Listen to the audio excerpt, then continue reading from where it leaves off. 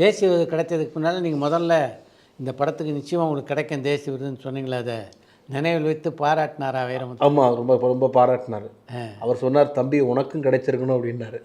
பரவாயில்ல சார் அப்படின்னு. இல்லை இல்லை, ஏன்னா இந்த இந்த அவார்டு வந்து நம்ம 2 பேருக்கும் கிடைச்சா தான் அது வந்து ஒரு மகிழ்ச்சி. இருந்தாலும் எனக்கு கிடைச்ச அவார்டில் உனக்கு நான் பாதியை கொடுக்குறேன் அப்படின்னு சொல்லி ரொம்ப இது பண்ணியிருந்தார். எனக்கு ஒரு வாழ்த்து மடல் அனுப்பிச்சிருந்தார். ஸோ அவருக்கு இன்றைக்கி வரைக்கும் அவருடைய புக்ஸ் 1000 பாடல்கள்னு வைரமுத்து சார் போட்டிருக்காங்க. அதுலேயும் என்னுடைய பேர் வந்து 5வது தேசிய விருது பெற்ற இசையமைப்பாளர். நான் வாங்கினது வந்து இசையமைப்பாளர் ரகுநந்தன் மியூசிக்கில் அப்படின்னு வந்திருக்குது. எனக்கு ஒரு பெரிய விஷயம் ஆக்சுவலாக. நான் அப்படிப்பட்ட ஒரு மாபெரும் கவிஞருடைய புக்ஸில் வந்து நம்ம பேரும் இருக்குது. நான் மொத்தம் 3 மியூசிக் டைரக்டர் தான், 4 மியூசிக் டைரக்டர் இருப்போம் அவருக்கு. அதாவது ஃபஸ்ட்டு ராஜா சார் மியூசிக்கில் வாங்கினார், அப்புறம் ரஹ்மான் சார், அடுத்தது என்னுடைய மியூசிக்கு, அதுக்கப்புறம் யுவன் சங்கர் ராஜா. 4 பேர் மியூசிக் தான் அவர் தேசிய விருது வாங்கியிருக்காரு.